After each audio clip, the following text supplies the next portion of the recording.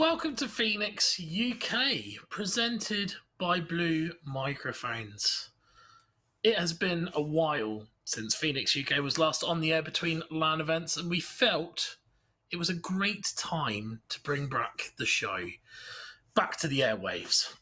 The show was originally designed to have a panel-like feel where we spoke about the subjects that mattered in UK esports.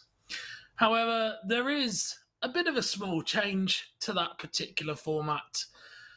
We will still cover the subjects that matter in UK esports, but from time to time, we will have a panel of guests. We'll have a few people on board just to interview up, and we'll have a certain main subject to talk about throughout the evening. It'll be relatively laid back and very casual, to the point that, you know, it should just be a free-flowing conversation. But it's nice for us to be back on board. However, we will also be covering a lot of light-hearted subjects and also looking towards the hard-hitting subjects over the coming months. We won't be afraid to address some of these more pressing concerns in UK sports. So don't think we're going to let people off the hook so much. Hopefully the next few months will prove successful in what we are trying to achieve. But for now, we will be doing it monthly. And it's currently planned for, I think, the last Friday of each month, if I remember correctly in my head. Then we'll see where we go from there.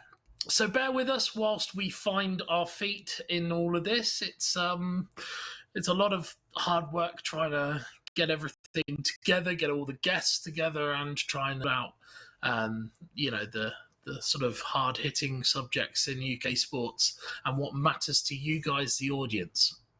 For now, I'm going to pass over to my co-host, Jasmine Veracity Kanuga, who will introduce our guests. So, hello, Jasmine. How are you doing today? Hello, Gumpster. In all the years that you've known me, you still don't know how to pronounce my last name. I must say I'm heartbroken.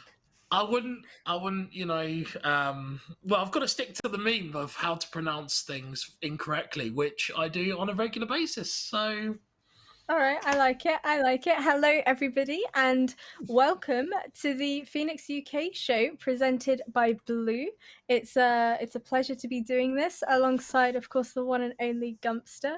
As Gump mentioned, we're really excited to dive into the heavy-hitting subjects as well as the more laid-back, fun-loving, all kinds of topics related to esports and the gaming industry. I think without further ado, Gumpster, what do you say we introduce our guests? That is right, and we've got a star-studded panel of guests tonight from different particular scenes, basically. So we wanted to cover sort of a wide variety of scenes this time round. We wanted to make sure that we had the main 4 esport titles represented that we've had previously at EPIC.LAN, and we wanted the biggest and best people from each of those scenes as best as we could find anyway. So I'm going to go with Wok first, and Wok, he's going to introduce himself because we don't want to take that away from them. It'll be easier for me to sort of go around each of the guests like that. So Wok, take it away. Tell us what scene you're from and what you do in that scene. Hey, I'm Wok. I'm from the UK StarCraft scene, mainly StarCraft 2, since not very much of a StarCraft 1 scene I know here. But yes, I am the co-lead of the UK SC2 community group for all things UK StarCraft. And also, I am the StarCraft 2 manager for TE Punks. And lastly, the StarCraft, I've forgotten the title now, advisor for the British Esports Association. Nice. Thank you for coming on the show, Wok. It's nice to have you on board at all times, knowing you from the the wider world of EPIC.LAN. And seeing you every LAN pretty much frequent our shores. It's nice to have you on the show. Always a pleasure. Right, and my next guest on the show is a Rainbow Six caster in the form of Whippet. So Whippet, do exactly the same. Introduce yourself to the audience. Well, as you said, I'm a Rainbow Six Siege caster. I've been casting it for around a year and a half, and I'm primarily working within the UK scene with all the grassroots stuff and some other projects coming in with universities and etc. It's such an interesting game. Love casting it, and well, Epic 32. I was able to cast some spectacular games there, of course. Lovely. It's nice to have you on board, Whippet. Jasmine, you want to take the next two guests, I believe. Oh, damn, no pressure. All right. So next up, we have our guest, the one and only. He's going to kill me for saying it like this, but the one and only Luzuh. Take it away. Introduce yourself. Well, it's actually Luzuh. Veracity likes doing that one every single time. But I was a CS player and I moved to professional Valorant for Veracity around 7 months ago. So I, know bits about both of the scenes. But yeah, I'm a Valorant player now. Nice. Let's stick to Luzuh, everybody, though. I want to see people mentioning Luzuh. No Luzuh, Luzuh. And next up, we have Ads joining us as well from Team Endpoint. Ads, introduce yourself. Yeah, hey, I'm Adam Jessup, or Ads, the CEO of Endpoint. Obviously, we're heavily involved in Counter-Strike, but also have teams in Rocket League as well. But I guess it's a bit of a unique perspective for me, being a manager rather than a player. But obviously, we see a lot of the ins and outs that go on and have to deal with them, to be honest. All right. Thank you all for introducing yourself. Should we get all of our guests in the room together so we can have a good chit chat? Hey, everybody. Yes. Hi, Hello. everyone. Hey. How are we all doing tonight? Good man, chilling. Good. Yeah. I'm really glad that you're all chilling. Really glad. So, the topic tonight is what can we do to improve the UK esports communities? I feel there's going to be a lot of talking points on this particular question because, we have seen in each of the different different communities some kind of improvement over the last few years, especially with regards to CS. And of course, now that Valorant is a brand new title to the board, obviously that is now the time to sort of be discussing how to get the UK scene quite in the right shape there, and perhaps learn from the mistakes from other scenes as well whilst they're sort of in that early stage of the game. So I feel like there's going to be a lot of talking points here to cover. So should we start off with, I kind of want to ask Luzuh. Of course, you started off being a CSGO player. I want to ask, what major difference have you kind of noticed coming from UKCS to now playing in Valorant? Is there any major differences that you've noticed, maybe in attitudes towards the game, maybe the scene as a whole, the community? I think the time frame's like a massive part of it because like when I first made my first step, I guess, to like semi-pro or professional CS, it was in Endpoint at the time. Obviously, Ads is here, so you remember that when I was about 17, my first ever time I joined the team, and I think at the time we were the only salaried team in the UK. I mean, it wasn't like a full-time salary, but just comparison to nowadays, what it was like back then, like there was no ability for a team to be able to play full time. Like there was just not anyone that could support a full time team at that point in time. Whereas now we're in a situation where in UKCS we have obviously Endpoint doing the best they have ever done in UKCS. I think probably since the start of Go, there's not been a team that did this.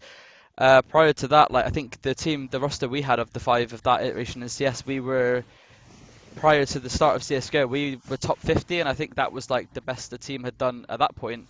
So in terms of UKCS, it's just been getting better and better over the years, and obviously we've been pretty infamous for having a not that great of a scene. Whereas in Valorant, like obviously with the whole time frame difference, like we now have we had a core of UK players in Fnatic, in Liquid, our team now Rix as well, London. and I feel like I'm missing one, but we have like 4 teams that are full-time salaried, able to commit everything to the game, and I think that's making a massive difference. And you're seeing it in the rankings. Like we were 16th, I believe, a few weeks ago in the whole of Europe. Fnatic were obviously a #1 team at a point. Liquid were a #1 team at a point. Like I think we've progressed massively. There's a multitude of reasons for that, but obviously being able to play full-time is a massive part of that, I think. So would you say the main kind of reason behind that is the ability for all these different orgs and stuff to fund their players? Because I know, and Gump obviously knows as well, the mentality of, and I guess the kind of meme of UKCS, I feel like that's still there. And even though, yes, you've said that it's getting better, people are kind of starting to act maybe a bit more professionally, I don't quite understand why we have this stigma of UKCS kind of sticking around with us.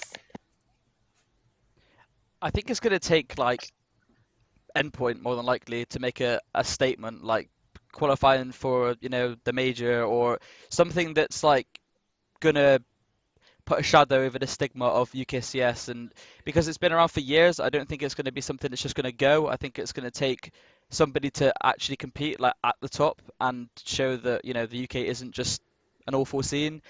And I mean, obviously in Valorant, like there's obviously we have the UKCS stigma to all the, you know, European players, but I think that a lot of that's been shut up with, like I said, the team that we have multiple teams that have been in the top 20 of the whole of Europe, and we're just able to compete at a higher level. So I think that obviously it's somewhat gone with Valorant, but with CS I think it will come. It's just going to take time, and it's going to take like somebody to just prove a point and just, you know, show that the UK can compete at the top side of esports in the FPS space especially.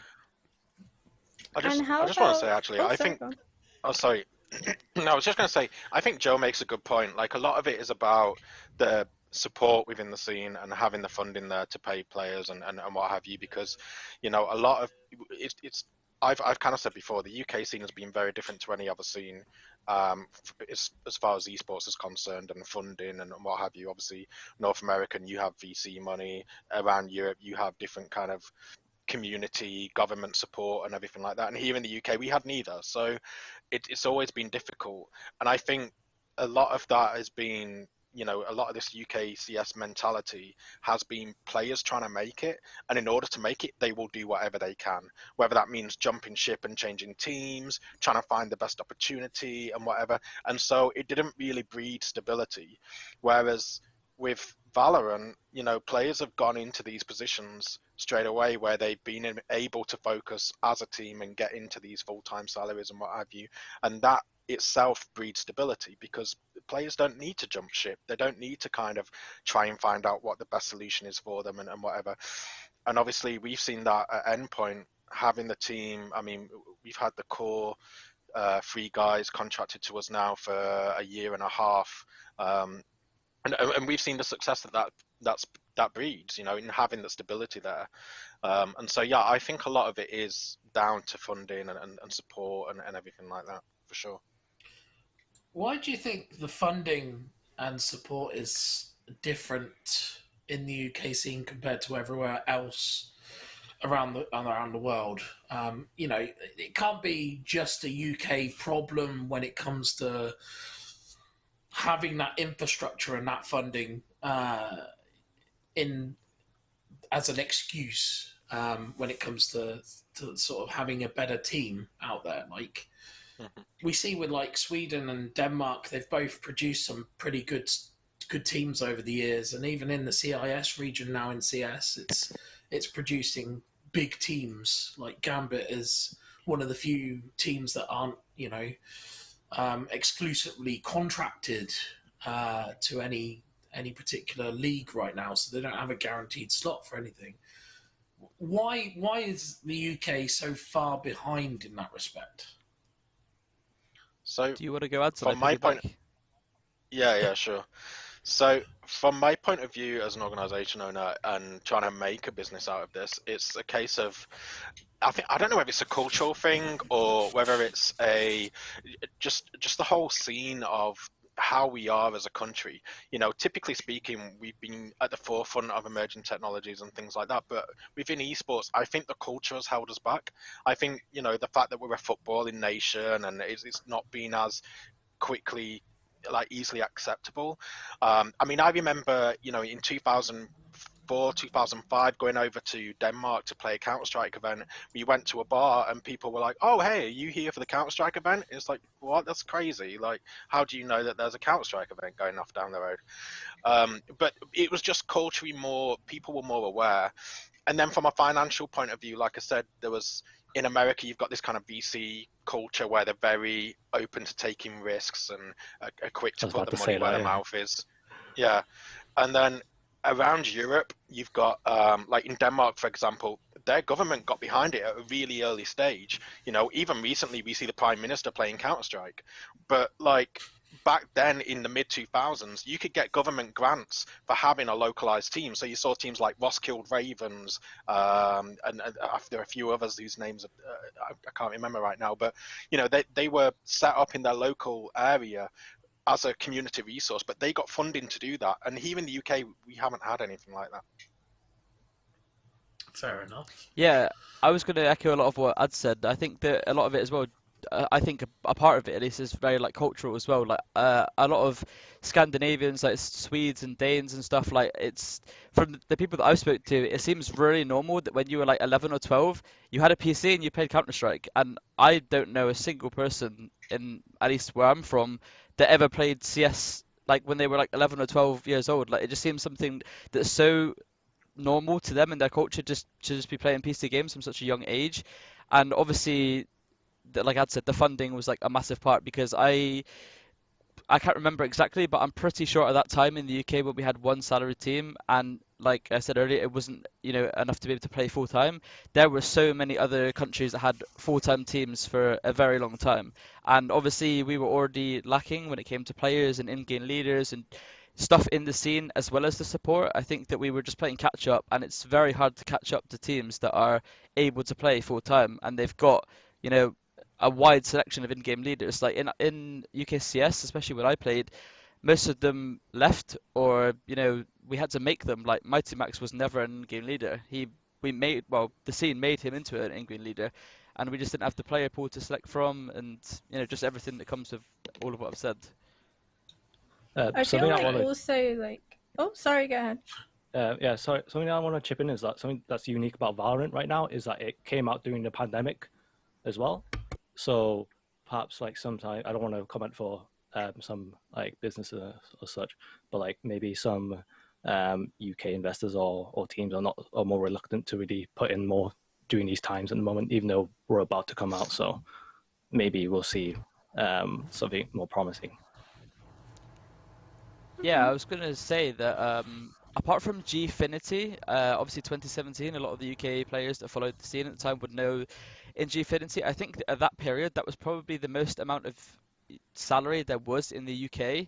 And then it kind of dipped off after that because like XL left, and then it kind of just became Endpoint was the only salaried team again. And then in Valorant, I think this is the most amount of UK-based organizations that I've seen that are full-time. I mean, maybe not all of them are UK-based, but organizations that are fully funding UK-based teams. Obviously, RixGG is a British organization. The new London United org is a new British organization. We have XL, like we have Fnatic, like pretty much all of the big UK orgs are involved and they're fully funding their teams, and it's showing. I think that, you know, that's the reason we have so many teams at the top, or you know, top 30. There's a decent amount of UK teams.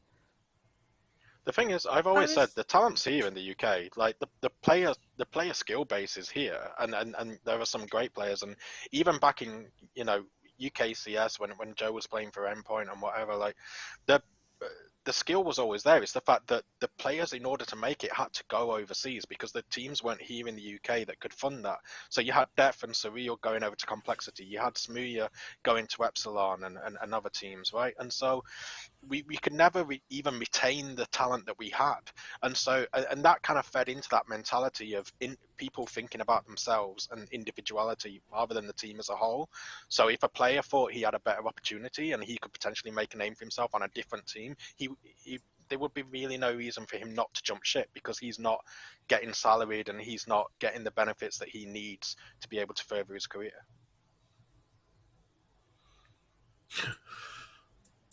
Yeah.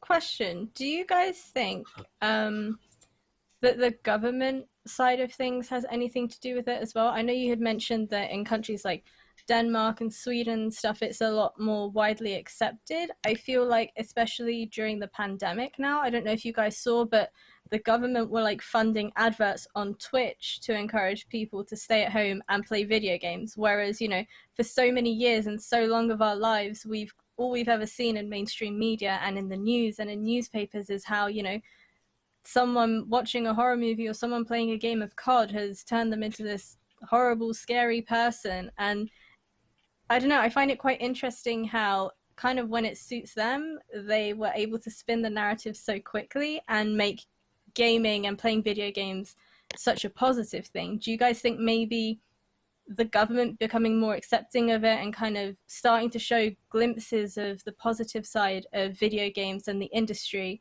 might have something to do with the fact that, you know, our industry is slowly growing and, you know, we're kind of getting more funding, more sponsors and things like that?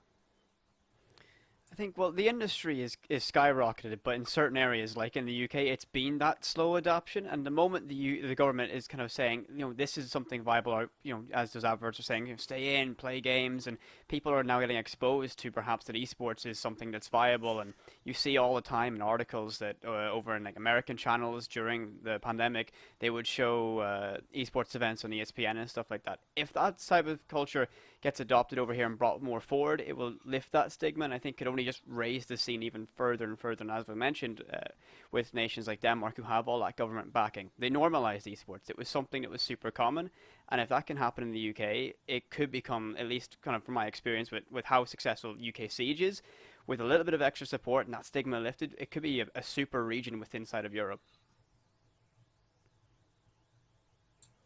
Yeah, I want to say that, everyone just talked at once. Oh. I was going to say that I don't know Luzuh, much do you about wanna the go Siege. first?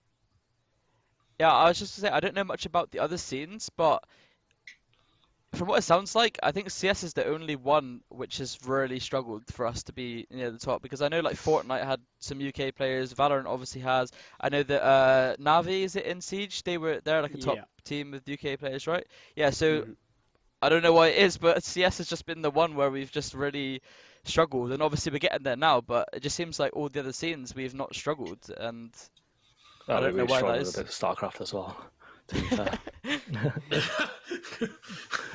Yeah, I mean, I was just going to say that obviously with Siege, there's a little bit of a difference with Siege compared to other scenes. Maybe not so much Valorant at the moment, but Siege has got obviously the publisher support, which Ubisoft have been, you know, and they've got a sort of plan in place where they've had the Pro League at the top of the game for so long, and then obviously now they've got various different national sort of leagues that they've had running for the last couple of years. That might make a difference in the sort of the general infrastructure and the actual amount of money that's within the scene. Whippet, do you know how much money is actually involved in like UKIN at the moment? Is it like £5,000 to £10,000 or something like that? I don't have kind of an exact number as such in range, but it's certainly something it's Ubisoft are well supporting. The UK region, actually, Ubisoft have been super good with their support, because it's the only region that, you know, we have UKIN, but we have UKIN 2 as well. So there's a feeder league for our nationals, and nowhere else in all of Europe has that right now. It's because I think the talent and the personalities, especially, that have come out of the UK Siege scene have been super like energetic and kind of almost, I would say, almost polarizing. They've taken the scene by storm. Like, all you have to do is look at the current lineup inside of EUL, the European League, and there's UK players lining it. I mean, G2, kind of the legacy greatest team that touched Siege. You know, they picked up Kayak, who kind of just came from the UK scene, who's made absolute ripples and filled the spot of Pengu, who was a two-time world champion, one of the goats. And Kayak stepped in from the UK scene and is somewhat just being accepted into that role because of how well UKIN built him up, and it's a star-making machine. That sounds quite Yeah, interesting, to be honest. Sorry, who was next? Yeah, no, yeah, I was just going to say, like, to go back to what Joe was saying about the fact that there are UK players at the top of other scenes and not so much in CSGO.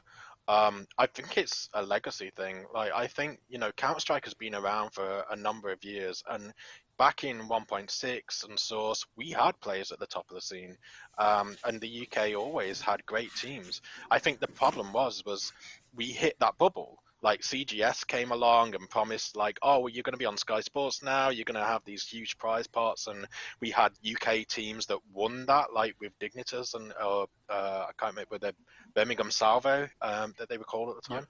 And so, but then when that bubble burst, the UK was slow to respond to it. Like Dignitas got bought out by a North American organization, so they left the scene.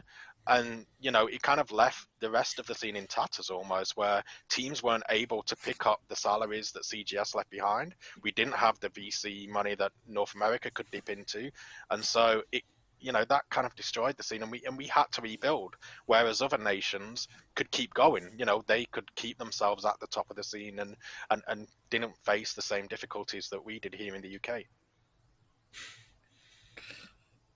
Yeah, I must admit, like, considering my background being in Source and knowing how big the UK CS scene was in the Source days, the fact of the matter is we had a lot of players who, between Source and Counter-Strike Global Offensive, sort of left as well, like the Rattlesnakes and the big name players that were in the scene at that time all sort of quietly left the scene to do other things. Obviously, the experience and the stage experience all of those players had at that time was lost with those players. So much so that obviously players in the sort of fringe end of the scene who then moved up towards the top end of the scene in the changeover didn't have that necessary experience to sort of play on the big level. And I suppose that sort of caught us off guard at that point, and some of us back then were hoping that players would step up to the plate and get involved, and it never sort of materialized, and that's why UKCS has struggled for so long. But it's just one of those things where I think experience obviously does count, but if the infrastructure had been there back then, maybe things might have changed. If Valve were a little bit more hands-on with CS, maybe. Who knows? Never, mate. Yeah, it's a difficult one, really. And I always, I've always loved CS, and that will never change. But I'd love to, obviously, when we had the Face It major and Smooya was in that particular major with Big, that was always something that some of us have dreamed of, to have UK players representing us at the top end of the scene and be able to have them at the home slams and whatnot. Hang on a minute. Sorry, I just need to cough. I feel like a lot of what it is like, yeah, when we had Gfinity Elite Series come around, everybody kind of thought, oh my god, this is amazing. This is our saving grace. This is kind of what we've been waiting for. We're finally in a position where we can give these players the salaries that they've been wanting, and, we're giving them, you're playing on a big stage, everything that you kind of need to work and make this happen. But I don't know what it is. I feel like I might get in trouble for saying this. I don't know. But honestly, I feel like a lot of the players kind of just saw it as okay, cool, I can farm some money, and then they just dipped out. I didn't really see the effort or commitment that you would see from players in other kind of regions, So you look at how much time and dedication players, for example, from Denmark and Sweden, places like that, kind of commit to their practice schedules, playing games, warming up in their own time, DMing as much as they can and things like that. I didn't see that level of kind of what I was expecting when Elite Series was around. And I don't know why that was, because, you know, it kind of provided players with everything they needed. Again, I'm not saying this was all of the UK players, it was just a couple people that I just kind of noticed, I don't know, they weren't like grabbing it with both hands and making the most of the opportunity. Why do you guys think that was? I mean, isn't that the issue that it's a franchise league, right? So there's no chance of being relegated out, which means that people are just pretty comfortable with just playing with the size that they have for the year or whatever, right? I can say from at the time I was in XL, and I had Ross Rooney as a coach, who obviously is of Endpoint now, Jay Kem, who obviously a lot of you would know if you followed UKCS, and then myself, Connor and Boaster. And I know that I think we were, because Jay Kem and Ross at the time had full-time jobs, so they would come home. I think they'd get in about 5:30. We'd start practice about 5:45, and then we practiced about 11 p.m. at night. And we basically had to just grind every single day after work, because Jay Kem and Ross obviously didn't want to leave their jobs, because at the time it still wasn't really enough for them to justify leaving. They lived in London, and obviously it's expensive, and they just didn't want to risk leaving their jobs. And obviously, like, I think at the time we got top four, and we were the only team that got top four. And the whole scene, from what I remember, just made changes again. And right after the second season, Gfinity basically said CS is not a thing anymore. And then I think a similar thing to what I'd said earlier, where like the scene kind of just broke again, because we went from having one salaried team to then four, and then back to one again. Like everyone else was kind of just gone, because obviously a lot of the orgs were getting money from Gfinity to salary the players and everything. And then I think after that, Endpoint again was the only org that was sticking around after that. So we kind of had the little, I don't know, I guess it was less than a year, because it was only 2 seasons. So we had like a little taster of like what 4 UK teams could maybe do if they all had salaries, and then it was gone straight after. Yeah, Gfinity was its own little bubble, right? Like it was kind of weird, and I think it was similar to CGS, but it was almost worse than that, because of the fact that the relationships between Gfinity and some of the other UK teams were very different to the relationships between them and the European teams. So you had teams like EPIC.LAN and Fnatic and everything, and obviously, and whereas the UK orgs that work with them, other than ourselves, I think all the others had cost equity, and and then certain deals that had been done and whatnot. And so once Gfinity said there's no more CS, then the teams couldn't carry on supporting CS, because they had no means to. They couldn't stand on their own feet and go, okay, well, see you later, we're just going to stick to CS.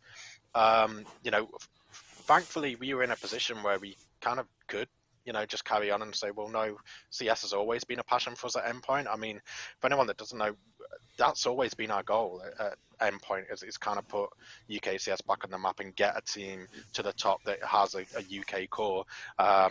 Both myself and Pete love Counter-Strike, and it's probably something we'll always do, as long as it, well, I was going to say as long as it makes sense, but it doesn't always make sense. But that's just the nature of, doing what you love. No, CS very rarely makes sense.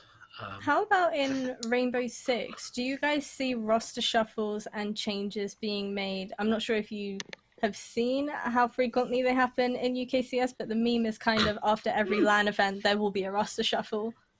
Yeah, it's an interesting one, because the Navi roster that we currently have started off as in that climate where teams would swap every season, and they stayed together and they climbed to the top, and they made it kind of that underdog story of winning at Tokonami finals. But there's so much talent in the UK scene that it's very, and everyone knows each other. It's super tight knit. So let's say your IGL isn't firing on all cylinders, you can swap them out for someone else, and you can always try and pull in new talent.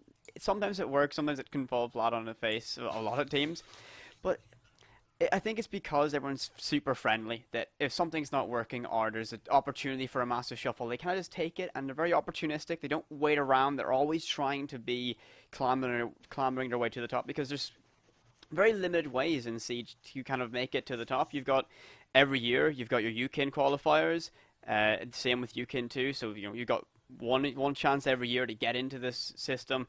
Then you've got, that season will lead you into Challenger League, and that's a one-shot chance to try and make it into Tier 1. So everyone's very much trying to clamber on and find their super team to make the charge forward, and everyone in the UK scene is super driven to that. Just some teams are making better strides. Actually, thinking that currently our Challenger League qualifiers are going on as we speak, and I think the UK teams are actually having a wonderful time through the bracket.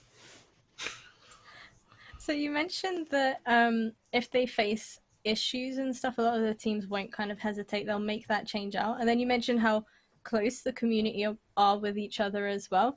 Is it a sort of people understand a lot better if someone says, you know what, I think we should kind of swap you out with someone else? Because I know from UKCS, a lot of the times it's kind of behind the scenes, discussions are happening, and then all of a sudden a change is made and the player has had kind of no idea what's going on. There's been a few cases of kind of going behind someone's back, but a lot of the time it's pretty well understood. Everyone kind of, if you kind of look at UKC's Twitter after a UKIN play day or UKIN 2, everyone will be, everyone's kind of very quick to admit their own faults and say, if the team done bad, they'll say and hold up their hands and go, it was on my back, etc. So when a change is made, they're often pretty gracious in it, but because everyone's so well knitted and everything, they're not going to be out of the comp scene. They'll come back because everyone knows how good people are, etc. So it's always well received, I'd say. Is that surprising to any of you? Yeah, as an organisation owner. Yeah, I mean, UK. Sorry, go on, Joe. Sorry, it's delayed, so it's hard to see when you're talking. But does UK Siege have orgs? Like, are people contracted and stuff? Because I imagine that makes a big difference. Kind of UKIN is semi-franchised, so teams can qualify in, but you have to have an org to play in it. So a lot of the time, because we do have relegations, rosters will go, but orgs will stay, and it's it's Ubisoft's way of making sure if you're making it into the feeder system where you're going to be playing under an official league, that you have support, that you can put more into it, which has helped lead to the fact that people from UKIN have somewhat become some of the best stars in the game. Then yeah, that is quite shocking to me that people. I don't know if it's just our scene, but it never felt like it was just well received and everyone was on the same page. It was like you said, a lot of the time behind the scenes, somebody says something and then a few words get spread and then that's it. I'm sure Ads has dealt a lot with that in the past because I know I've dealt a lot with it. People going behind each other's backs. Had to do it to you a few times. So so yeah, it's it's one of those. I think it's always been in our scene. I guess it's just CS. I'm not sure. It's weird because, like, yeah, as an organization owner, manager, whatever, like, it's the hardest thing to do. It's the worst part of the role for sure. Is going to somebody and saying, yeah, we no longer want you to be in the team, or we're gonna have to make changes or whatever. And from our point of view, as the managers, we try not to make those calls. Like, we'd rather the team look after itself and have those decisions come from the coach or come from the players themselves. But we've been in situations in the past where the team has literally just been split in two. You get two players coming to you and saying, "Oh, we should get rid of those 3 guys," and then the other 3 guys are saying, "Oh, no, you get rid of the other 2." And it's like, well, what are we meant to do here? Clearly, the team's not working. But how do we fix this? But going back to what you were saying about the scene and how people take it within Siege. Yeah, I guess I think the CS scene has had a weird mentality whereby if the rumors will start circulating, people get into these clicky groups, they'll start messaging each other on Steam, and like even halfway through prac or whatever, they'll be like, "Oh, so and so's just done something really terrible, and like maybe we should drop him." And it's absolutely unreal, some of the things that we've seen in the past, and there hasn't really been that supportive kind of community within Counter-Strike, and it's one of the things we've said at Endpoint is, like, throughout this journey of trying to get UK scene to the top, we knew that we weren't really going to get any fans who were UKCS players because they don't support each other. Like, there was nobody in kind of like Excel or any other UKCS team rooting for us to do well, because it's kind of like, oh no, we want to be in that team, or we want to do better, and so on. And so you don't really have that kind of camaraderie, I guess. Saying that though, it's very different for you guys over in StarCraft, right, Walk? I mean, I've seen firsthand at LAN events, you know, these guys, they'll stay behind at the end of a LAN event, and I'm talking like 40 plus of them stay behind at the end of the LAN event, even if they've been knocked out, to all get up on stage and take a group photo together. Yeah. Could you imagine UKCS doing that? No. Yeah, put it the community bluntly. aspect of UK StarCraft is definitely something that's we cherish a lot. Considering that it's an individual-based game, so it's 1v1, there's not as much of sort of like a us versus them kind of thing. There is still some like team rivalries. So we've had like TSI versus Red Dragons kind of rivalry happening within our space. However, like at the end of the day, like we still all get along after the games are done, things like that, and it certainly helps the fact that we're all under the UKSC2 banner. So you know, being UKSC2 means that you're part of a community. You're not just a UK player. You're a UKSC2 player for the community. It's kind of crazy looking at the differences between the other games when it comes to like the team dynamic and how it differs from us. But it's something fun to really be a part of. How did you guys kind of build your community feel? Like, is there anything that other scenes, for example, anybody from the UK CS scene watching this right now, is there anything that you guys do particularly that you feel like could benefit or help the UK scene get more of that community feel? Sorry, is that a question for me? Yeah, that's a question for Rainbow Six and StarCraft, because I mean, you guys have the communities where it actually feels like a community. I think for Siege, because it was, a lot of people kind of came in. It's not really a game where there's no real history to it. It's getting to the point now, but it was a fresh game, and a lot of people came into that, and that's kind of why that community arose, because it was such a small game. You go back, 4 years ago when it was kind of in its infancy, it wasn't doing too well. It was a very small, tight-knit community, and that vibe kind of continued on as it got bigger and bigger. It stayed. Kind of everyone wanted to know everyone. If someone, you were scrimming against someone, and they, put in a massive result, you'd message them, you'd put them in your team speak, you'd ask to play ranked with them, and it got kind of very tight knit. And everyone wanted to seek out connections, because not only would it be looking for the next person to put on your comp team, but it would be to kind of just grow, and everyone kind of had this collective passion for the game that was pretty small. It's a lot bigger now, but kind of that identity still exists, I think. Siege and StarCraft 2 seem to be a sort of in the element of their own in terms of supporting each other. I think mostly because, as we've explained, StarCraft is more of a 1v1 based game. Siege had this sort of different mentality, because we noticed this a few years ago with ESL Premiership, where the viewership there was a lot higher from from all the spectators that were congregating at the finals. Whereas the next day, Counter-Strike was on, and there was literally no one in the arena watching the CS finals. There is a lack of community feel in Counter-Strike, mostly because I'm just about to become granddad of esports once again. Mostly because from, I would say, the Source days, where we used to have the big communities rivaling each other, we don't have that so much in CS anymore. Ever since changing from CS Source to CSGO, we've lost that sort of community feel. There isn't any of the big communities. I remember, playing against elite clan killers at I-31, and Sex, Drugs, and Counter-Strike Source was another big community. Ye Gods, Rasta, Killer Instincts, all those various different communities over the years have sort of disappeared and not come back. Even like Rasta, for example, aren't around now to sort of embed that kind of community feel into the scene, which I think is something that Counter-Strike has certainly lost.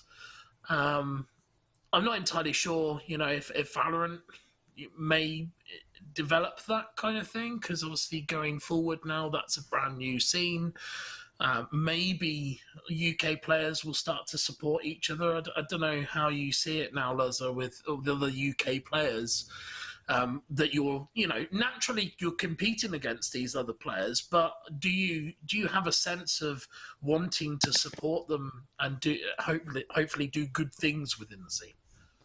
Yeah, I mean, I think that this Valorant for me especially feels way more supportive for all the other UK players than CS. I'm not sure if that's because we have a lot more good teams and we are all, trying to put the UK up there because of what we had in CS.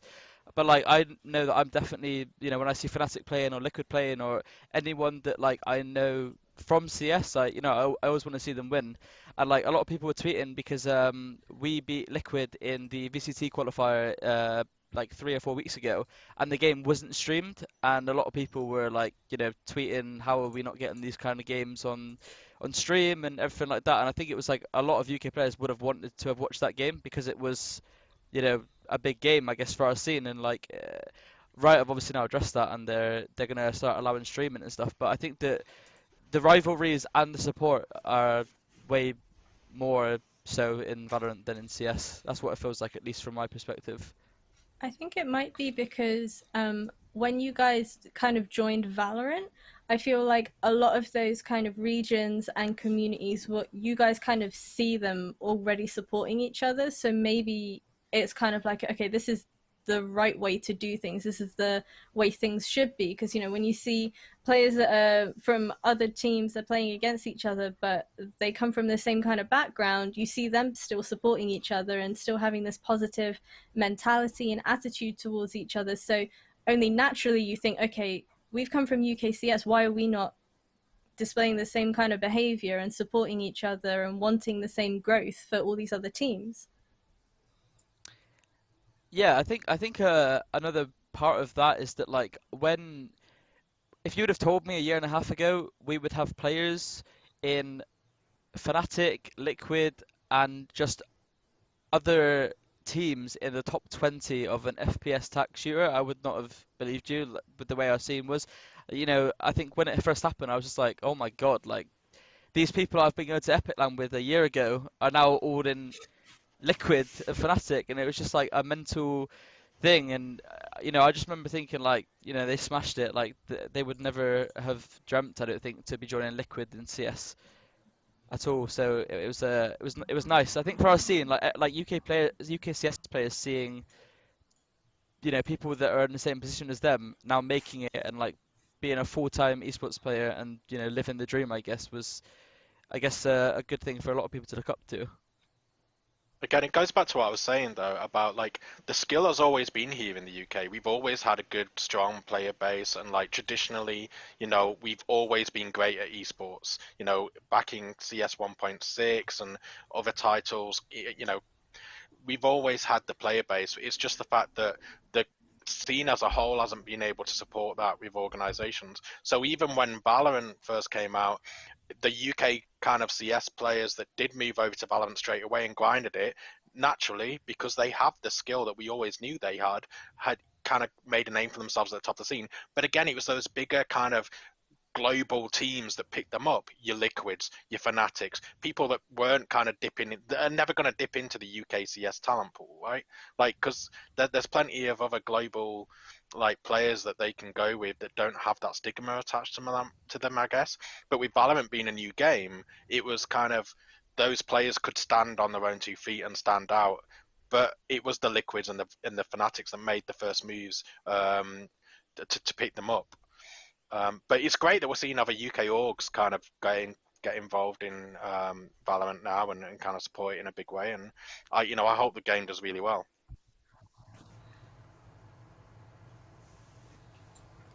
Do you guys think any Yes. do you guys think, how strict Riot is with their kind of, remain professional at all times? I know countless CS broadcasts that have happened. You see the chat pops up and everyone is constantly trash talking each other, being really inappropriate throughout the entire game.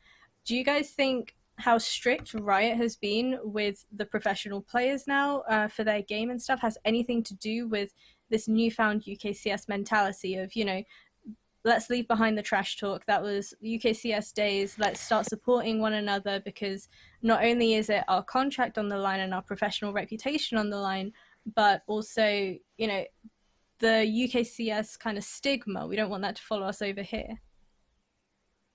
I can't speak for like the Fnatic and the Liquid players, but from like my perspective, the whole thing feels way more, I guess, professional in a way, because in UKCS, the only thing we had to play was UK EPS, and then you know your iSeries and your EPIC.LAN. And most UK teams didn't even want to go to EPIC.LAN because they thought it would fold their team. And then obviously that stigma's kind of gone now, and we have teams going to EPIC.LAN, and it's obviously improving the scene and everything.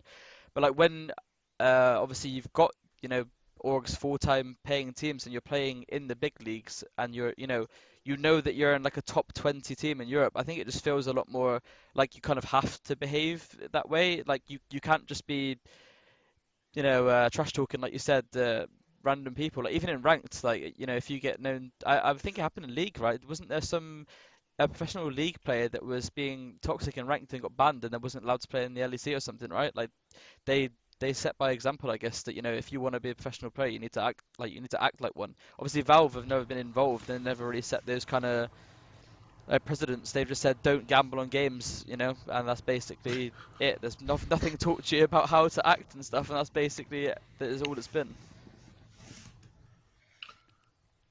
On that sort of point, Whippet, are Ubisoft kind of directly involved? I mean, I know from an EPIC.LAN perspective and a tournament organizer perspective, Ubisoft are quite involved with us at a level like that. But are Ubisoft kind of involved with, coaching players on being too toxic or anything like that, or having some involvement in making the rules more apparent to the players behind the scenes? I would certainly say when people start getting into Challenger League and Tier 1 environments, Ubisoft might, send a message out to them, kind of, try to be a bit more respectful in socials. But they've kind of, they might come in and say, kind of tell people to take tweets down, etc. for people in UKIN. But, UKIN has a lot of trash talk, but a lot of people leave it in the server type of stuff. A lot of kind of that stuff, and Ubisoft have kind of let it. It's all friendly, so Ubisoft have kind of allowed that, and that's why UKIN has this kind of, I should say, mostly friendly, I would say. But Ubisoft kind of let UKIN do that stuff, but once you get up to the higher levels, it does feel like you can tell when someone who was very loud in ESL Prem or now in UKIN, and they get a bit more reserved when they're in the higher flights. Whether that's because now there are bigger stakes in the line or they've been told, I'm not too sure, but I think they have, at least in the UK scene, a little bit of a looser grip on that. Sounds fair enough. What about in StarCraft 2? Do you guys have toxicity? Not as much as the other scenes, really. I think due to our culture of the stereotypical strategy gamer, we're not as bro-ish as the other games, maybe. And also, a lot of dominant players, especially early on, were Koreans, and there was a lot of complaints of them being very reserved. People would stereotype them and call them like robots, kind of thing, because they would just literally be like, "I will show a good game, I win," kind of thing. So there are like some pros that people miss, such as Idra, who was very not the stereotypical StarCraft player you'd see. He would trash talk a lot of players on stream. If he would lose, he would tell players are bad, even though they beat him. And you see the occasional thread of players saying, "Oh, I really do miss Idra," and all this BM and things like that. I think a scene that we should sort of take inspiration from is the fighting game community, the FGC.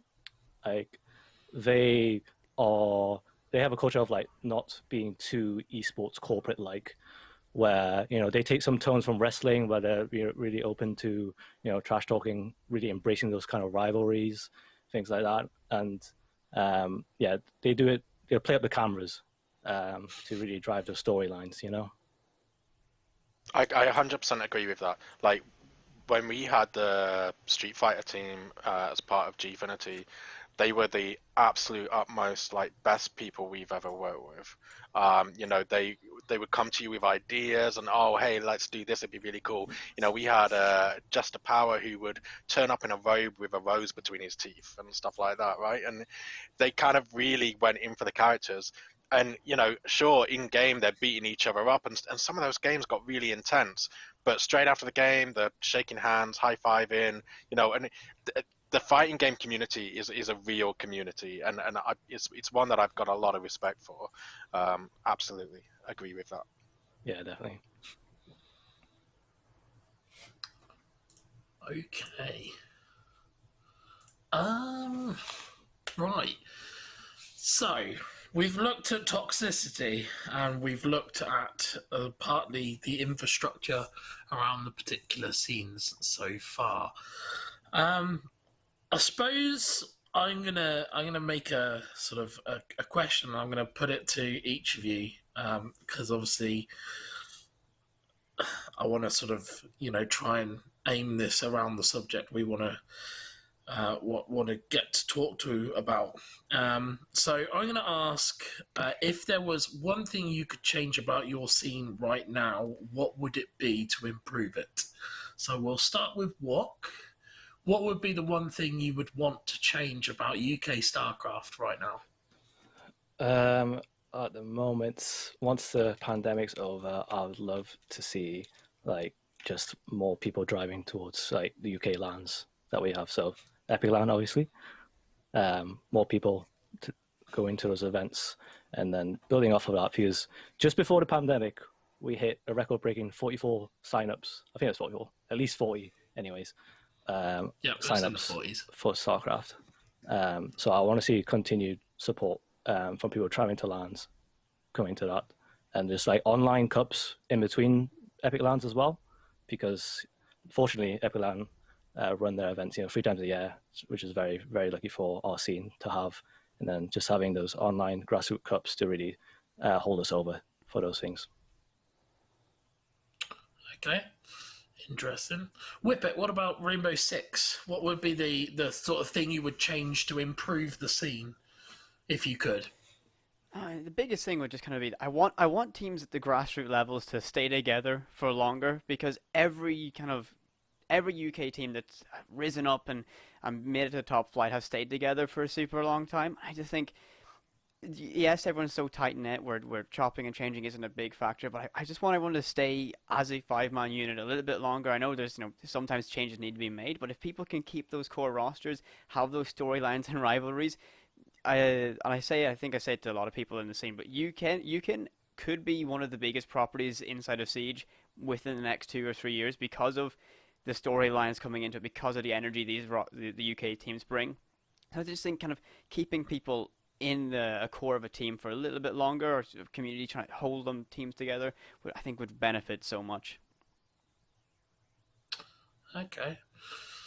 Luzuh, if there was one thing you could change about Valorant right now, what would it be to improve the scene? I don't know if it's something Riot intend on doing, but I really would like to see a UK EPS-esque thing in Valorant, because I only know all the UK Valorant players that are at the top because I knew them in CS. Unless I've played against somebody from Britain in ranked, I have no idea who any of these players are, because there's no place to play with other UK players.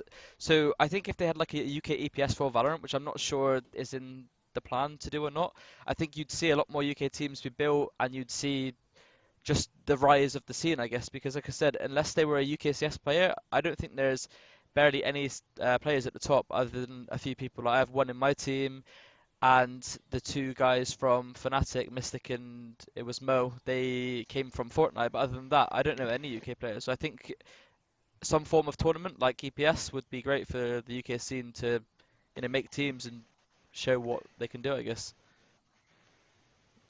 Yeah, it'd be interesting to see if Riot actually do anything with the national scenes, and perhaps roll out their own version of an EPS, considering they're quite strict on it within, League of Legends.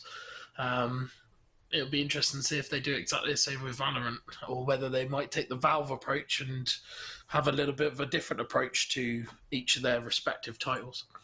I feel like if they did do an EPS though, I don't know if this is just me, but I'm scared that we would bring back that UKCS mentality of, okay, Have faith, Jazz. Have faith. I'm scared, dude. It's because we've seen it for so many years now. I'm like, please, no, we've got something good.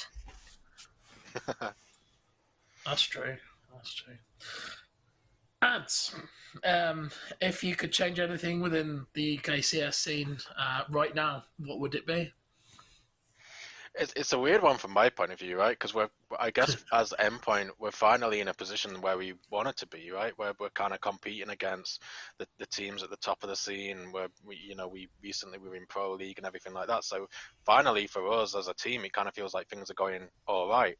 But the scene as a whole, it really comes down to what we touched on earlier: support. Like, support each other more. Like, even with us playing in Pro League and everything like that, sure, we see some people kind of getting behind us, but we've never really counted on having a fan base, certainly a fan base within UKCS, because it's just not there.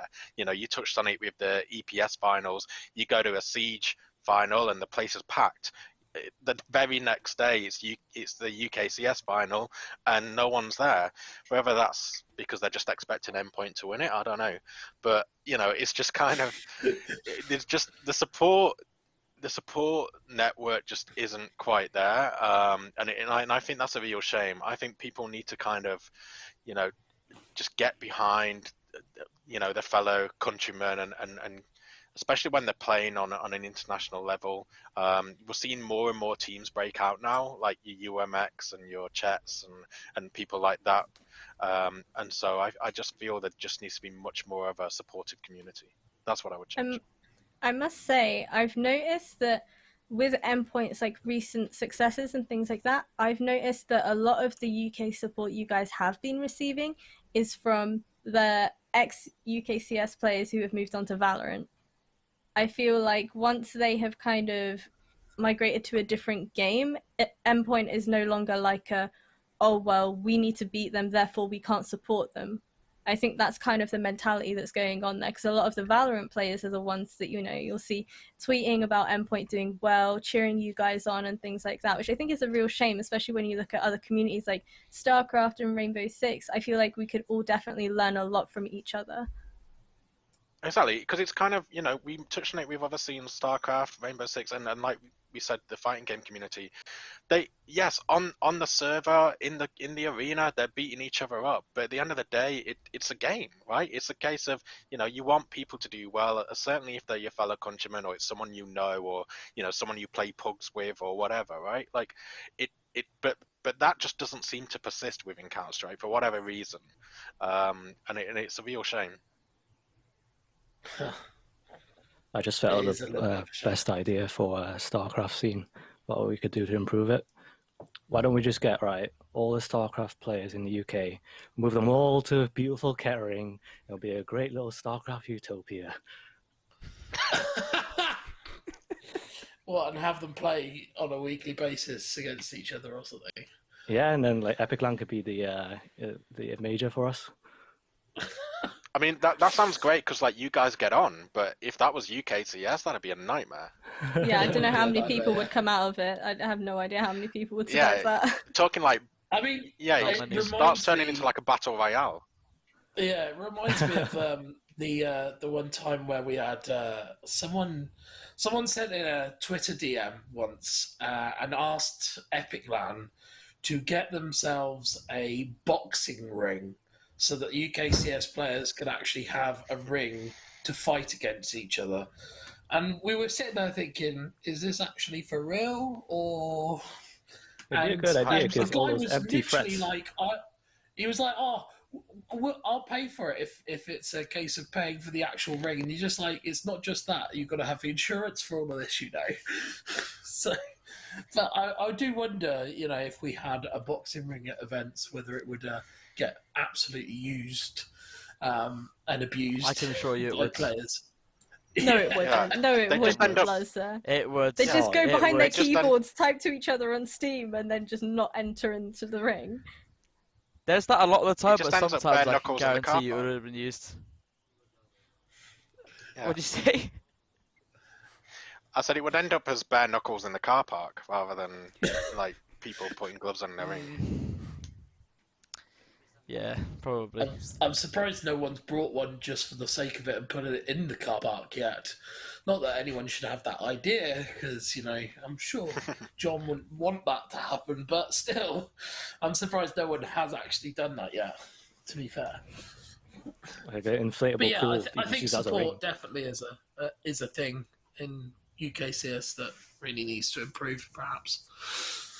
How about the support that you guys kind of receive from your friends and families? I know this isn't necessarily about the scene itself, but I'm kind of wondering if you had to describe your role within esports or within the games industry as a whole, how do you kind of approach that situation, to like describing it to your family members or, some friends that aren't even into gaming? How do you guys kind of go about that?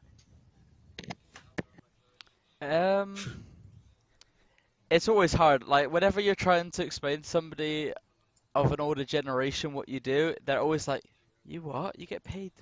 What?" Like, it's literally just such a mind-blowing concept to a lot of the older generation about how you can actually make money from playing games. I try and just being use the the person example that's of... saying. Sorry, I was going to say, try being the person that's saying, I pay people to play games. Like, that's even weirder. I tried to always use the example of, like, it's basically football where, a team owns players, they salary you, you play for the team, you can get bought out on a much lesser scale. And that's essentially the best way for me to explain it, because it's very hard to explain to somebody that has absolutely no idea about esports and everything like that. But everyone's always shocked. I don't think I've ever told somebody and they're just like, "Oh, fair enough." Everyone's like, "What? Like, how?" Like, they ask so many questions, and yeah, it's always an interesting one. I remember my mum. Like, my mum's a good example. She used to absolutely hate me playing, and I think it was my third ever LAN. It was my first LAN with Endpoint, and I was 17, and we came second in UK Masters and second at iSeries. It was like a double final in one event, and I think I won like 2.2k. And my mum, I had to get my car insurance, and my car insurance was £2,000, and I brought home 2.2k. And mum was like, "Okay, you can pay for your own car insurance. You can keep playing though if you want." So I had to just basically use all my money I've just earned on car insurance. But she was like, "Oh, you've made £2,000. Like, what the hell?" Oh my god. But yeah. That's Yeah. pretty interesting, really. My mum and dad still call my weekends at LAN now nerdy weekends, so I don't think they'll ever change that. Are you going to one of your nerdy weekends again? Yes, unfortunately. It's just one of those things. How Well, about you, I Lot? suppose. Oh, sorry, go on. Sorry. Well, to Carry be fair, like I do this part time, so a lot of the time I just dodge this conversation and just say, I talk about my other job. So, yeah. When it comes to like some like closer family, obviously they're very supportive. Most of the time I just keep to myself, but yeah, it's they're supportive with what I do. Exo Lightning has just said, "What? Ducking the question again?" What about you, Whippet? Sounds about right. It's always an odd one. A lot of my close friends and family are kind of very supportive of it, but when you explain to someone, that you work in esports and you're not a player, it's like, wait, what? So it's kind of, I always kind of go, it's just production, I work in that stuff, and then when you say that you're a commentator, people still, it's very difficult for them. Some people, older generation in particular, understand that you commentate over a game. It's like, so it's easier for them to understand playing it professionally than commentating it, but it's people, everyone's reasonably supportive of it, so it's not too bad. Okay, ads. Yeah, so I've kind of been on both sides of it. Obviously, like I used to play and I used to go to LAN events and whatever. And I remember like going to Denmark and telling my friends, "Oh, I'm going off to Denmark." And I actually told them I was going on a stag do because I didn't want to go and tell them that like we were going to go and play Counter-Strike, right? Because it just felt weird. But family have always been fine with it. But then when I moved into kind of running teams, and especially with Endpoint, it is a job. It's the same as any job. And when I try and explain it to friends, I use the same thing that Joe said. It's a football team, or like we are effectively a marketing agency to some extent. We work with brands and sponsors, and we promote them, but through the medium of gaming. And that's really what I have to say.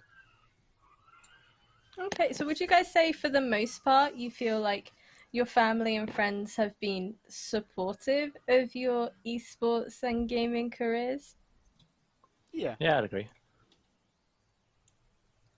I think mine was skeptical at the start, because I think it was just so like new and they just didn't really understand it. They were a bit like, stop playing games so much and focus on school and everything like that. But then I think when I actually started like making some money and like explaining it to them in a bit more depth, they were like, oh, okay, well, and then I guess like in the past recent years, since like all these little kids have got Fortnite and everything, everyone now knows what Fortnite is, and everyone knows that there's multiple people that have made a very good living out of Fortnite and stuff. So now I think that parents are getting it a bit more. But I guess like 5 years ago when I first started playing, it was really new, and they're supportive now. But at the start, it was a bit like focus on school kind of thing. But yeah. Your brother plays as well, right?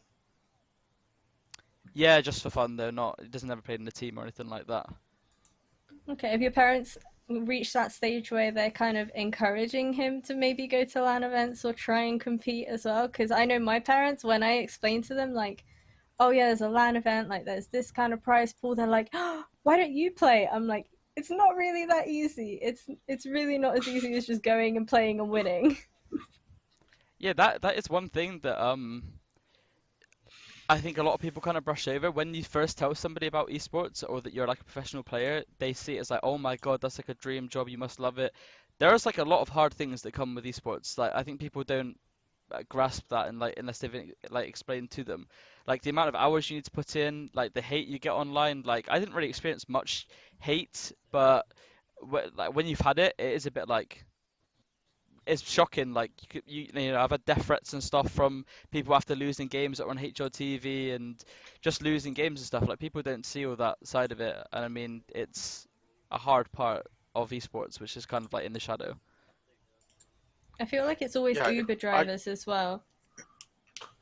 If you ever get an Uber driver and they ask you, so what do you do? And you're like, I work in the games industry, or if I'm on the way to an event, they're like, where are you going? I'm like, oh yeah, I'm going to a LAN event. What's that? And you kind of start explaining it, and they're like, oh, I should get my son to do this. I'm like, you do that. You do that.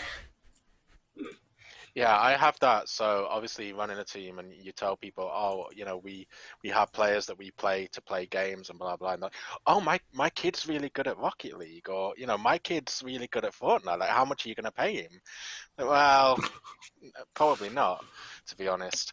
But yeah, I was just thinking. I remember like back in the day, I used to run Infused, and I owned Infused, and I did that for university, and I graduated university. And it was kind of like, well, Infused wasn't earning enough for me to kind of work on that as a job. And I'd just gone through a 4-year degree. And I was under pressure from my parents to kind of get a real job. And so it was at that point that I kind of had to walk away from Infused and leave that. And it wasn't until, 5-6 years later that I actually kind of started Endpoint, just because I realized that I was still watching esports, still very much a part, wanted to be a part of the scene and everything like that. And if anything, I was in a better position financially and time flexibility and whatever to do so. And I think that made it a lot more acceptable. It's kind of like, oh, okay, if you're able to do it on the side and whatever, and that's fine. But when you talk, even when I talk to family now, and they're like, oh, we're talking to this potential partner, or we've just done this deal with this sponsor or whatever, they're kind of like, what? They're paying you that much money to be involved in video games? It's like, well, yeah. I mean, my wife keeps telling me she's really good at Sonic, so if there's ever a Sonic esports, then I need to sign her apparently. But I don't think that's going to happen. Let's get a Sonic tournament at EPIC.LAN. Let's do it. I'll certainly try. I can certainly try that. I'd always like a bit of Sonic. John has Um, said, Oh, the biggest thing that hits me the most is the feeling of being lonely. Like, people think you just sit at home all day, love your life playing video games, but the reality is sitting at home in the same room for 10 plus hours a day is scarily lonely. Have you guys experienced, do you guys think there's like truth to that? The fact that, people just think, oh, you're playing video games, you're loving life, it's just easy, but in reality they don't really understand that, there is a lonely aspect to it. For me, I think like, I'm quite an isolated person, and the fact that like I'm doing what I enjoy in terms of just managing a StarCraft roster and also helping out the UK StarCraft community, that sort of takes focus away in terms of like, yeah, the whole isolation part of it, which I particularly don't mind myself.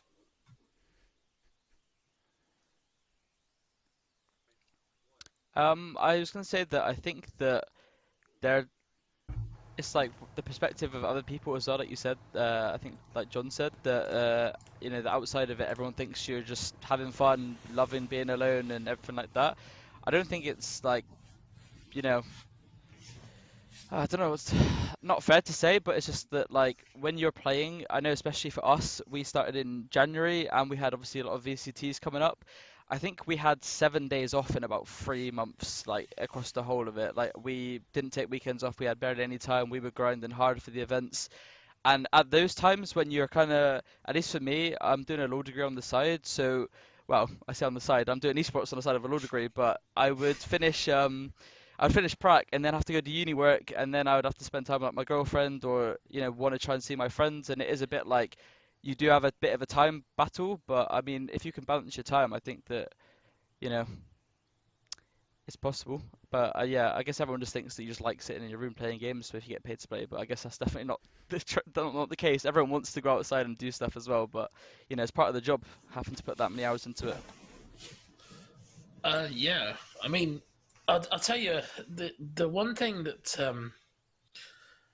sort of emphasizes this fact is over the weekend of Epic 32, the weather was really, really nice outside during that weekend. And I remember that I was like, do I really, really want to do this event inside when I could be outside enjoying the sunshine? And then I realized that, there are people who are depending on me, obviously, to be there and try and make sure that our online event runs. And, it was that sort of, when the weather is good outside and you just want to be out in a beer garden or anything like that, then sometimes, I suppose from a player's perspective, having to do practice in that scenario and grinding away in matches is not the ideal thing you want to be doing. So the loneliness aspect and sort of, wanting to go out and socialise is something that we all really want. And I suppose there is a definition or there is a need to find that sort of work-life balance when it comes to gaming as well as anything. Certainly, when you're grinding in a team and having to play certain matches on a regular basis, you kind of need to find that work-life balance. And I don't think a lot of players have that essentially, which we don't sort of talk about often because when you're grinding like that and you're having to go into different competitions every week to try and get your ranking points up and everything like that, then it does sort of take its toll after a while. And I think that is one of the things where you're not living your best life, and people need to sort of sit back and think, well, is it worth it in the grand scheme of things? I mean, it could be for the sort of salary sort of side of things, but, there is still a need to have your life at the same time. Like, if you're going to treat gaming as a job, then you still need to have a life to go with it. Like, you wouldn't do this when you're working in a real, in a I don't want to say proper job. I mean, in another job, you don't want to have that sort of more like full-on work-life balance out of sync. It needs to be proper. Yeah, I completely agree, and like it's a difficult one to find that balance. And I mean it's down to the players somewhat, but also organisations like ourselves to try and manage that and make sure that it's like a job. You know, it's 8-hour days, but outside of that, go away and do what you want. Chances are people will kind of like just stick around and maybe play more social games rather than grinding it out on the pack server. But then you've got the other side of it, which is the competitive side of it, where there are so many. I mean, especially with Counter-Strike, right?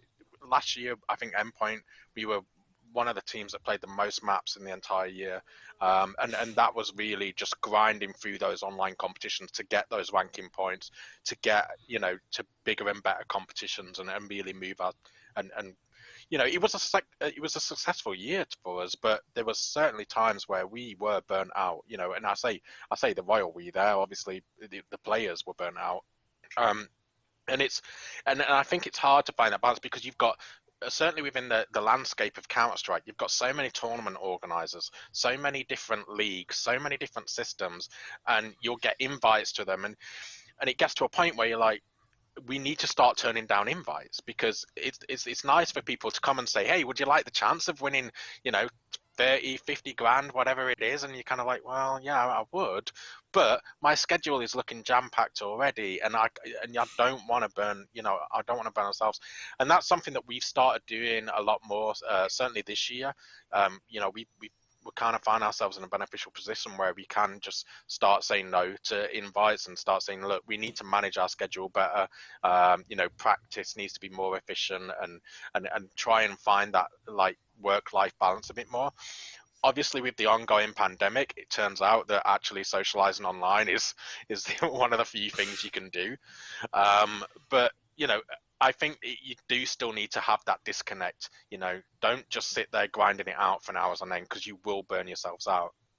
And the other side of it I wanted to mention also, there is loneliness there, but actually being a part of a community and being part of a team is such a big thing. And I agree. I think it's more applicable to streamers. If they're just streaming for hours on end, it can get lonely, right? It's just you staring at a screen. But I think being a player and being part of a community can be a real kind of, I'm sorry, that's my dog in the background, but it can be a real community. And I mean, I had someone come to my wedding that I only knew through playing Call of Duty. And you can make some real friends there and have those relationships there that I think help make it a less lonely place, if you like. Just to piggyback off of what Ad said, I think it's definitely developed because I could see that there's probably a lot of orgs, or maybe not a lot, but there's definitely some orgs that would be saying, we're paying you X amount of money, you should be paying X amount of money. I think that it's developed like over time because like with Rix, like when we were doing all those days of practice and we took like 7 days off until over the like 3 or 4 month period, Rix literally said to us, you need to take days off. Like I want everyone taking 5 days off. You guys haven't stopped. And we have a sports psychologist as well that we had like conversations with about, like I said, like work-life and balancing all of that, and just things that help you get out of it. Because he said that one of the things is that people would prac for 10 hours a day, go eat or whatever, and then come back and then just put their mind in a very similar place. And if you don't have that balance, you're not going to ever be able to like 100% focus on what you're, trying to achieve. So I think it's definitely got better over time, and people are like realizing that playing 15 hours a day with no break isn't going to make you better than playing 10 but having a good work-life balance. I completely agree. I feel like that extends to all areas of our industry. Definitely, I feel like, especially for players, like you've said, a lot of players don't necessarily get to spend much time with their family, and they miss out on really important, like the social aspect of things. They miss spending time with their family and things like that because they're dedicating so much of their time to pracking and being on the server and playing games that you often miss out on real life, spending time with your family, those kind of things that you can't experience later on down the line, you know what I mean? But I also feel like that happens when it comes to other areas in our industry. So people working in the industry behind the scenes, there's a lot of people like managing teams and things like that. I feel like burnout is an issue that we kind of need to tackle in all areas of our industry. Yeah, I definitely agree with that. And a lot of that comes from the schedule from various tournament organisers across the board, especially like, you know, with an open scene like CS, there is so many tournaments that go on a daily and weekly basis that conflict with each other, and teams are scrambling to compete in each of those because obviously, you know, as ads has picked up on, you know, ranking points are a big thing. And if you're trying to break into the top 30 and trying to break into the top 20 and so on, that it becomes an obsession to try and compete in as many tournaments as possible. And I don't think the infrastructure is even there in the particular scenes either, because there is no, and this is where I think esports falls down actually, is there is no governing body. There is no, there's no accountability in any of the scenes in terms of what's going on. There is no sort of help for those people and those teams to sort of say, well, hang on a minute, you've played in far too many tournaments in the last month or so. Maybe you should talk about your players and how much that you know, is affecting them. And I think over the last year, as we've seen that sort of become apparent as more teams start to bench players, hit left, right, and centre, and bring on extra players. And have substitutes going into their lineups. I suppose Astralis is a big example of how much they've expanded their roster, and all that kind of thing. And I just don't know where we go from there, because it is an issue that needs to be looked at on a wide scale. Because players, you know, and I'm not, you know, I don't want to not include EPIC.LAN in this, but, you know, there is a problem when you are playing 15, 16-hour days, for example, and very little breaks. It's one of those things we have to keep in mind of you know, making sure that players' well-being is kept in mind. And it's very difficult sometimes. It is very, very difficult. Mm-hmm. I'd be interested to know how. Oh, sorry. Sorry, I was going to say I'd be interested to know how it is in Siege, because it seems to be a much more regimented structure within Siege. Like, there are only a certain amount of leagues, and each of these leagues have their own pathways and stuff. Like, is there an overabundance of events, or is it actually quite structured? I think we kind of have a lack of events kind of in the upper kind of stuff within the nationals. There's very limited stuff. You've got your UKIN, UKIN2, and then that filters on up. But in the grassroots, there's competitions every single day. Leagues that run for 5-6 months in a row. There's lots of like smaller grassroots competitions, and you know, kind of when I used to cast a lot of these, and you would see the same teams like could play 5 games a week, and they could be best of 3s, long matches, and then at the weekend they've got, you know, their national cups going on at the same time. There's lots kind of what we still have a lot of that problem of people trying to grind their way up and make it. But there are, I think, kind of in certain regions, I think Benelux have a really good system at the minute where they have their main league, the Benelux League, but then when that's not active, they do bi-weekly tournaments, and it's every second week, so it allows like a cool down period so people aren't grinding it and lets people have that time off.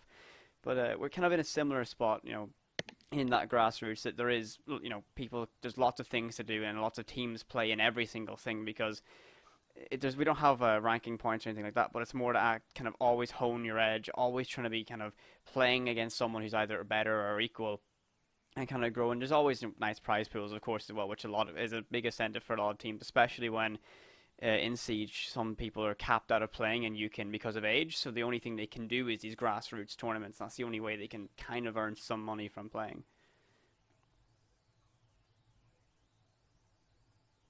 Yes. Thank you very much for that interesting input. Sorry. Yeah, I feel we're. Sorry, let me try and construct my sentence here. I feel like all of the stuff that you guys spoke about burnout and things like that, yes, it's an issue we kind of need to tackle and address and discuss more in our community. So without a doubt, it is something we'll be covering over future episodes. Yeah, I think it would be good for us to Yes, cover that does something bring like us that. nicely into that. Yeah. Okay, well, to wrap up this episode, because obviously we've hit the 1 hour and 30-minute mark, and I don't want to keep you guys too long, you know. Let's sort of think about, you know, I suppose maybe we should look at what the good defining features are of each respective scene right now. So what is the sort of good defining part of your community, the StarCraft 2 community? Like I said before, yeah, just our whole fact that we are banded together under one name, UKSC2. We've been through a lot in the StarCraft space, especially, you know, been through like the dead game memes, and then EPIC.LAN having some struggles with getting in players, which, you know, I've been helping with trying to drive those numbers back up, which is why we've even reached those large numbers of like in the 35s and the 40s signups wise. And yeah, the fact that, you know, we know our history, we know that our game is so important in esports because it has such a long spanning history that, you know, it means a lot to us, and that's why we don't want to see it go away at all. Whippet, what's the good part of the Rainbow Six scene? What, you know, tell us, you know, why UK players are doing so much better in Siege than they are maybe in other parts, other sort of esport titles. It's the community. Everyone's trying to support everyone. Everyone's trying to lift each other up. And I think there's, you know, if you kind of look at Twitter, there's always this underlying kind of phrase. We always call it passion, and every person has a very raw passion for the game and competitive play. No matter what level that is, you know, it's something that burns with everyone in Siege. And I know every other scene has it, but it's something that very much bubbles up in Rainbow Six players a lot. And you know, when you watch certain people like Leon Gids, for example, he plays for Rogue in the European League. They would use phrases like passion. They're super energetic, super passionate about everything they do in the Siege and in the scene. That carries over, and lots of people kind of have a similar identity. I think that's kind of one of the best things that we have in the UK scene. Okay, Luzuh, what do you think is the best part of Valorant currently?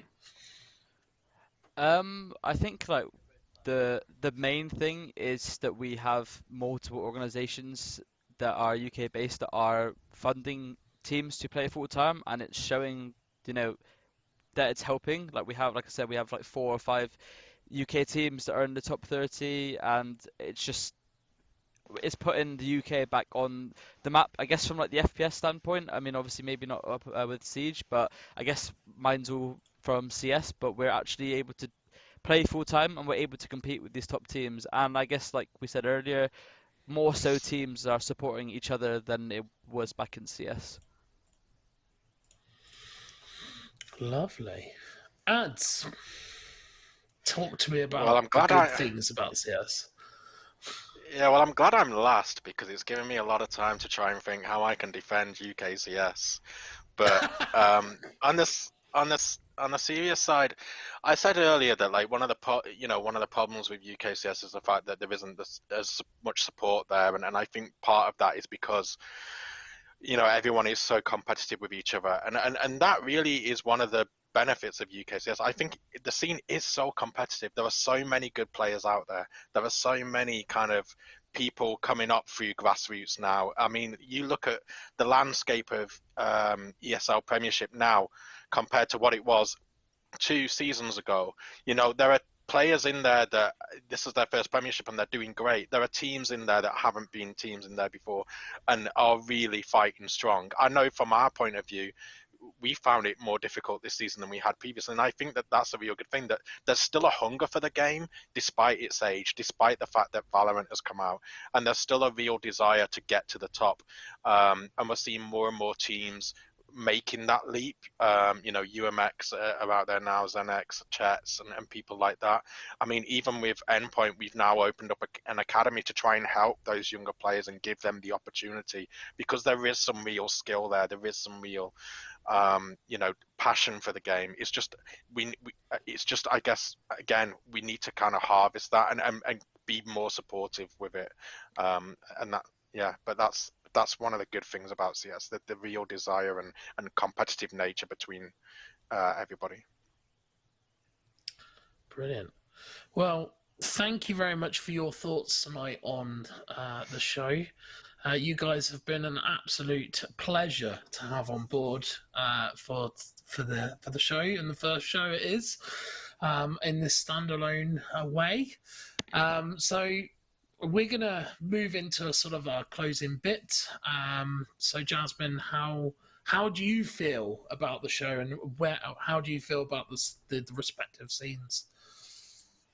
I feel like I've definitely learned a lot about the different scenes. I feel like I'm hoping if any UK CS players out there kind of see this segment or hear about it or anything like that, you can kind of appreciate and learn about, you don't kind of have to stick to this UK CS stigma. It is okay to support other players and other teams, even if you're playing against them on the server. It's one thing to be trash talking each other in a game, but once you're off the server, there's no need for you guys to, not support each other and build that community feel of things. Because from what Wok said and what Whippet said and what Luzuh touched upon, it's like everybody is kind of working their way up, but for as long as UKCS keeps tearing each other down and not supporting each other, the scene really isn't going to go as far as it possibly could. And I think it's a real shame, considering all the talent and all the amazing people we have in our industry. So fingers crossed, hopeful for the future.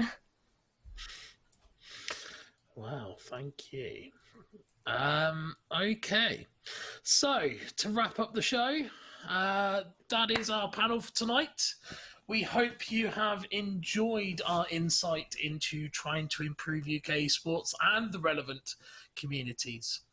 On our next particular podcast, which will be next month at the end of May, we'll be focusing on a more hard-hitting topic, which we were just sort of casually going into that sort of last bit of the first episode there. We're going to be talking about mental health within UK esports and the various different sort of experiences people may have had with mental health. So if you know, or you have yourself had an experience around mental health and esports or gaming helping you overcome the issues in your life, then please do reach out to myself or Jasmine over the next few weeks. We would like to talk about your stories and how mental health has either helped or hindered your progress within esports or even in the wider world. So please do get in touch with us, as we'd like to talk about those experiences and try and get to the bottom of mental health and the stigma around it. So that's going to be our biggest subject for next month, and hopefully you guys can be joining us once again. Of course, whilst I'm here, I wouldn't say this, well, I should say this because it's obviously on the EPIC.LAN stream, but we did announce a couple of days ago that Epic 33 will be a hybrid event. You can read all the various details on the EPIC.LAN website, which is EPIC.LAN.co.uk. And you basically can see all the details of what the event is going to be, which is part LAN and part online, etc. So hopefully you can join us for that in July, which will be a great way because it's going to be, well, a fabulous event, I imagine, and a great chance to finally see people for the first time in what feels like forever. So I'm looking forward to it, even though I won't be there, but who knows? Hopefully October might come around quickly. Who knows? This has been PhoenixUK presented by Blue Microphones, and I've been Gumpster, and that's been my co-host Jasmine. Say bye, Jazz. Bye, everybody. Thank you all so much for tuning in. Remember to hit that follow button on the EPIC.LAN stream and check out all of the EPIC.LAN social channels as well. And that's bye from me. Bye.